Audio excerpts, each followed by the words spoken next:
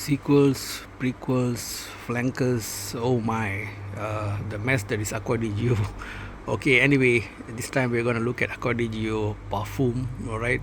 Let's try to unravel this thing. So we start off with the ingredients first. So at the base you got olibanum and patchouli, right? Some tinge of green there. In the mid we have clary sage, we have rosemary and geranium, and at the top you got the classic opening of the marine notes, right? The name itself says that, right? Acqua Di Gio. So if it's aqua, it's got to have that marine. That's like a signature thing there. So Acqua Di Gio, so you got marine and bergamot. Bergamot, they throw it in everything as an opening. Any famous perfume you see, you can bet your last dollar that at least about 70% of them will throw in a bergamot in the opening because it's refreshing. It's a surefire winner, right? Everybody loves it. So no surprises there. Okay. Well, Armani is guilty of what many other companies do. They, over the years, drift further and further away from the customer, and the mindset is more and more of a capitalist company. So therefore, they try to sell you things with the same name to evoke nostalgia and memory. So Acqua Di Gio, everybody means every man, right? Would remember those 90s, those glorious 90s with that very beautiful, literally thousands of ingredients. It's not thousands, but it feels like that thousands of ingredients thrown inside there to give you that mellifluous multi-note classic that was the OG Acqua Di Gio, right? The egg smell argument be damned. But what happened was, over time, profit motives there and all these things. So they use the name. It's like movie sequels, right? The OG movies, Alien, Terminator, and okay, I'll come back to Terminator in a while, but Alien and James Bond, and just name it, Rambo. Okay, the OG is always the OG for a reason. Okay, it's got that beautiful, authentic, fresh approach to the thing. Okay, so that's why Acqua Di Gio became the legend that it was. However, over the years, they've done all kind of funny things with it. They did what many companies do: try to confuse the customer. Right? You want to buy a TV? They say HD ready. HD this, HD that, then UHD, and then 4K and 8K. Like they confuse the customer.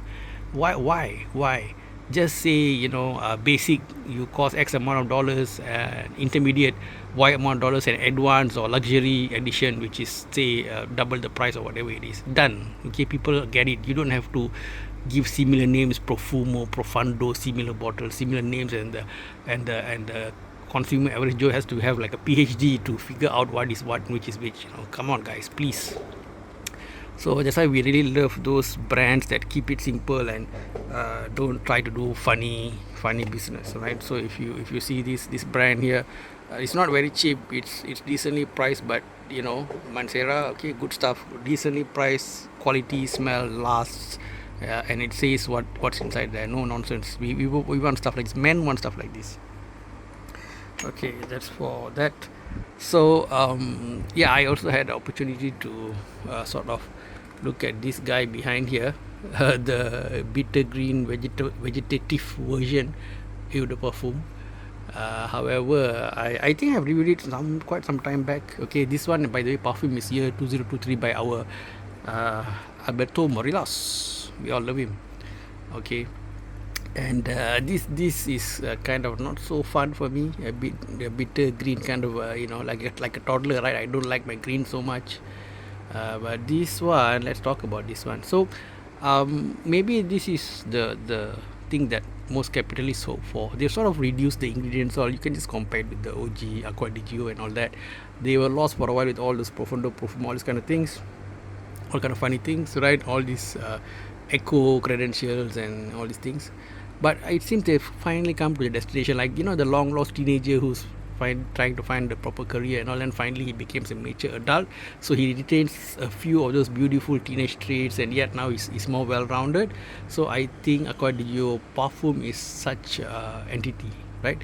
So after a long time, a lot of experiments, finally they've managed to use a bit less ingredients, maybe save some cost and all, but not lose the authenticity or the signature of it. So when I put this on, I can still feel the underlying theme or tone of Acqua Di Gio with marine notes and all holding the fort, and yet it smells a bit more mature, a bit more well-rounded, a bit less discordant, right? Perfect for the young man who used to wear the Acqua Di Gio to now become a bit of a mature gentleman, maybe in his 40s, who still has that a bit of that young energy inside him, right? So yes, great perfume. I might give it a, how much is that? Let's say 4.3 out of 5. Very peculiar decimal points and all that. Yeah, but that's how I'm feeling today.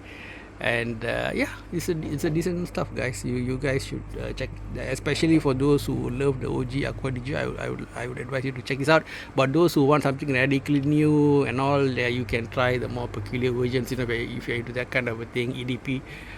But then what's the point if you're going to use the same name and all that? So like when I was talking about sequels earlier, right? So Terminator, some sequels are really great. You can even go beyond the OG, like Terminator 2, James Cameron. He really, put it up a notch on what the first director did. The name escapes me, the British director who's now what, age 80 plus, who did the first how to say uh, sorry, I'm confusing myself. I'm confusing Aliens and Terminator, guys. Aliens is the first one. Ridley Scott, yeah, now get the name. Ridley Scott, he did the first Alien, and James Cameron sort of ramped it up to a notch when he did the second Aliens, right?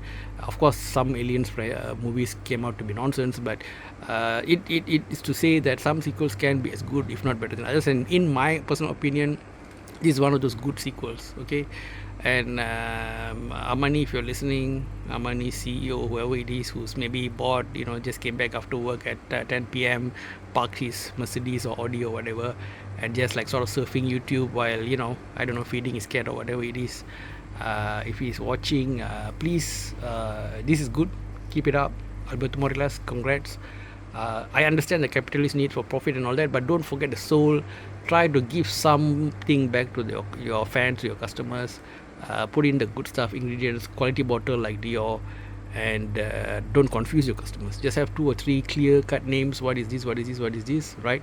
And then people will find it much easier to get what they want from you. They're going to be happy and they're going to buy. See, men are quite simple creatures. They're not maybe like females. You might need to do all this complicated, funny stuff. But men are very simple people. Give them a good quality product. Give it a simple term. Okay, you want to call it what? You the toilet? Okay, fine. You the toilet. With the perfume, the concentrations, the price, done. Move on. Try to get creative also. Try to go in new directions and come up with new names and new products at the same time. Try to avoid that grey area where you are trying to just ride off the brand name, the nostalgia, the evocativeness of past victories, and then just throw something in there and try to bring out the early flanker. Try to avoid that habit. So with that minor rant, I end my review of this. It's great, versatile. You can go evening, you can go if you go to office, of course you spray a bit less, but if you want to do partying, you just spray a bit more. So versatile stuff, good brand, good mix. More or less is firing on all cylinders. I give 4.3 out of 5. Price, how much these things usually cost, right? The middle tier luxury stuff.